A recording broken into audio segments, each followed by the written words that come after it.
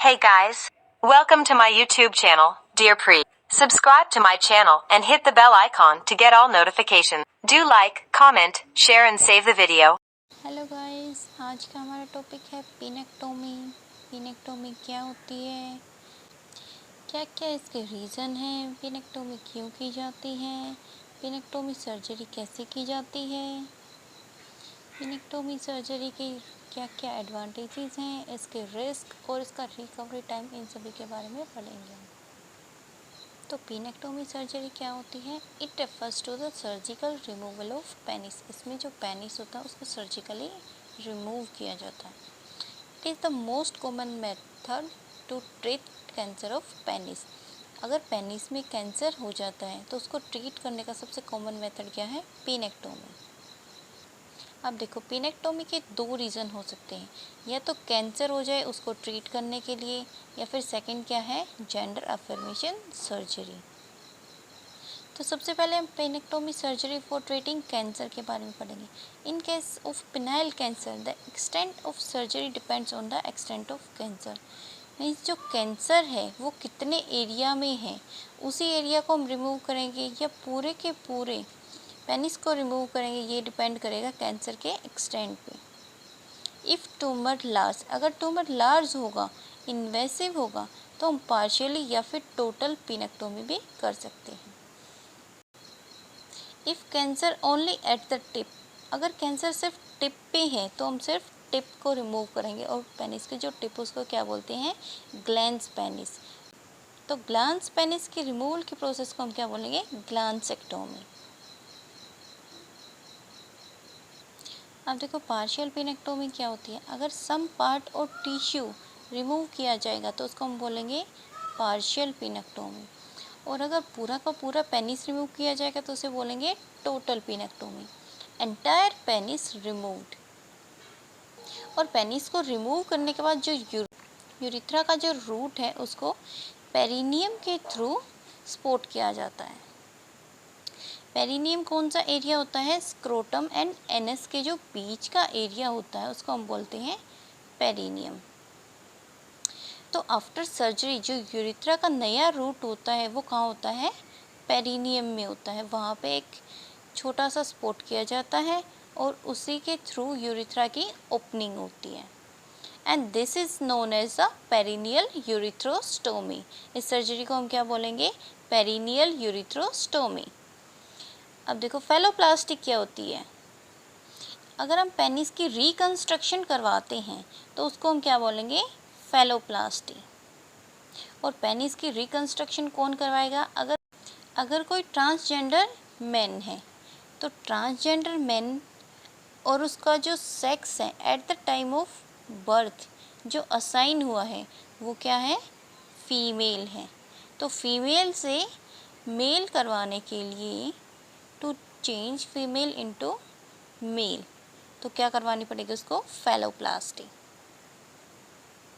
Means penis की reconstruction करवानी पड़ेगी। अब उसके बाद क्या आता है? Penis surgery for gender affirmation and gender nullification. इससे पहले हमने कौन सी सर्जरी पढ़ी थी? Penis surgery for treating cancer. अगर पेनिस में कैंसर हो जाता है तो उसका ट्रीट हम कैसे करते हैं।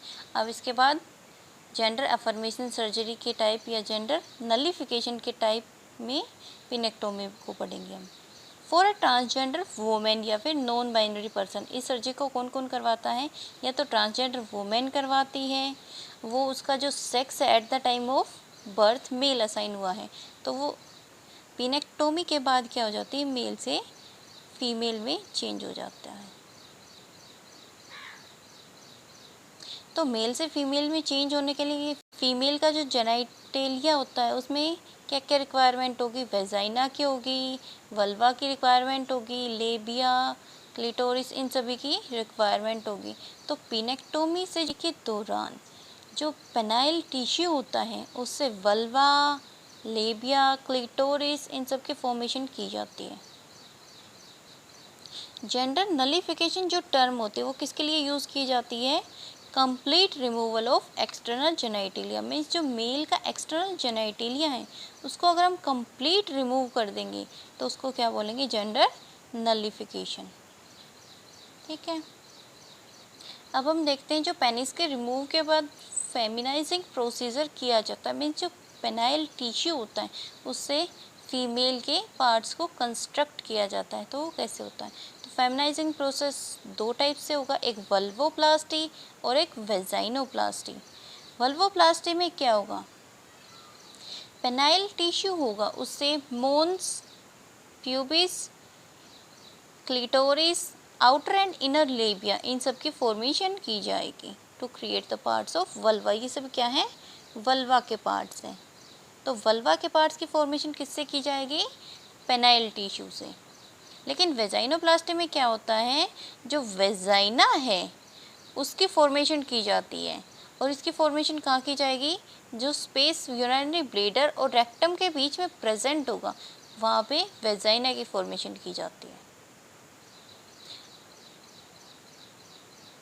तो वल्वोप्लास्टी का एग्जाम्पल क्या हो सकता है, ग्लैंस पेनिस, मीन्स जो पेनिस की आउटर कवरिंग थी, फोर स्किन होती है उससे क्लिटोरिस की फॉर्मेशन की जाती है। It is used to create clitoris. Vaginoplasty में क्या किया जाता है, जो जेनाइटल टिश्यू है उसकी रिकंस्ट्रक्शन करके वेजाइनल कैनाल एंड लेबिया की फॉर्मेशन की जाती है। एंड जब vaginoplasty means penis inversion vaginoplasty is considered the best option. अगर पेनिस को हम इन्वर्स करके वेजाइना की फॉर्मेशन करेंगे तो ये क्या होता है, बेस्ट होता है। अब देखो पिनेक्टोमी के क्या क्या एडवांटेजेस हैं। तो पिनेक्टोमी दो केसेस में की जाती है, एक तो जेंडर अफर्मेशन सर्जरी में, और एक पेनिस में कैंसर है तो पिनेक्टोमी की जाती है। तो फर्स्ट केस में क्या होगा, जो ट्रांसजेंडर पीपल जिनकी फिजिकल बॉडी जेंडर आइडेंटिटी से मैच नहीं होती, तो आफ्टर सर्जरी क्या हो जाएगी, उनकी जो फिजिकल बॉडी है वो मैच हो जाएगी देयर जेंडर आइडेंटिटी से। और पिनाइल कैंसर के केस में क्या होगा, ट्रीटमेंट करवाने के बाद जो सर्वाइवल के चांसेस वो बढ़ जाते हैं। This treatment will give you best chances of survival. अब देखो पिनेक्टोमी के क्या क्या रिस्क हो सकते हैं। तो फर्स्ट तो क्या होगा, ब्लीडिंग ज़्यादा हो सकती है। सेकेंड है यूरिनरी ट्रैक्ट इन्फेक्शन हो सकता है, या फिर infection at the site of surgery, surgery की साइट जहाँ पे सर्जरी हुई वहाँ पे भी इन्फेक्शन हो सकता है। उसके बाद रिकवरी टाइम में कितना टाइम लगता है, तो रिकवरी टाइम में सर्जरी के बाद 2 से 3 दिन तक हॉस्पिटल में स्टे करना चाहिए। 4 से 6 हफ्ते तक हमें कोई भी हैवी ऑब्जेक्ट्स लिफ्ट नहीं करनी चाहिए, और जो स्वेलिंग है उसको ठीक होने में कुछ हफ्ते का टाइम लग जाता है।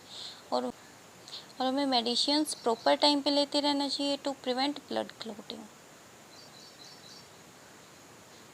तो आज की वीडियो में हमने पिनेक्टोमी, उसके रीज़न, उसकी प्रोसेस, और पिनेक्टोमी के बाद जो फेमिनाइजिंग प्रोसीजर होता है वो, advantages of penectomy, risk and recovery time of penectomy के बारे में डिटेल में पढ़ा है। ओके स्टूडेंट्स, आज की वीडियो में इतना ही। नेक्स्ट वीडियो में हम ऑर्किडक्टोमी के बारे में पढ़ेंगे पूरी डिटेल में।